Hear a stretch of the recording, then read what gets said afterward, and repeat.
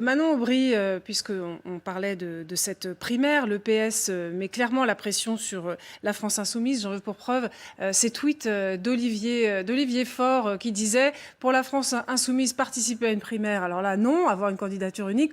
En revanche, engranger la machine à perdre et laisser les autres gagner, ça ne les dérange pas. Il y va assez cash. Il faudrait d'abord savoir ce que le Parti socialiste veut véritablement, puisque un matin, Anne Hidalgo est contre toute primaire.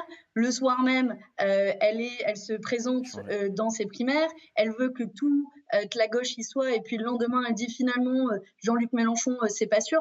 Vous voyez, je pense qu'il faut faire attention à pas maquiller un vrai débat politique qui a du sens sur un débat de personnes. Et je vais vous le dire assez franchement, j'entends ceux qui sont un peu désespérés politiquement et qui se disent une planche de salut, peut-être l'organisation d'une primaire. Moi, je pense que la planche de salut pour notre camp politique est véritablement d'avoir des idées politiques. Et c'est ça que nous avons tenté de faire depuis plusieurs semaines et plusieurs mois.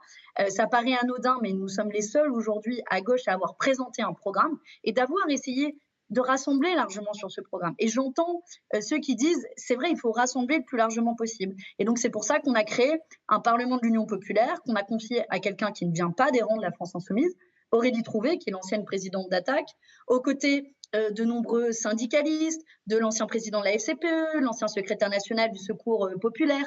Bref, faire une union à la base autour d'idées et qui soit la plus large possible. Et je pense que c'est la meilleure réponse que l'on peut offrir au désir d'union pour s'appuyer sur une candidature qui peut être le plus large possible. Ça, il n'y a pas de doute, c'est la solution pour gagner. Oui, parce qu'en attendant, il n'y a aucun des candidats qui fait plus de 8% actuellement du côté de la gauche. C'est pas tout à fait vrai. Si vous prenez les sondages de la semaine dernière, tous sauf un, pour être précis, donnaient Jean-Luc Mélenchon en hausse et sur un étiage qui allait de 8 à 13%, avec quasiment tous au-dessus de 10%. Je vous l'accorde, ça ne permet toujours pas d'arriver au second tour. Par contre, ce qui permet d'arriver au second tour, c'est une mobilisation populaire, notamment dans des classes populaires qui s'abstiennent massivement plus que d'autres couches de la population et en essayant de les convaincre sur un programme. Et moi, je veux essayer de les convaincre en leur disant on veut augmenter le SMIC à 1 400 €, on veut partager davantage les richesses en limitant les écarts de salaire de 1 à 20.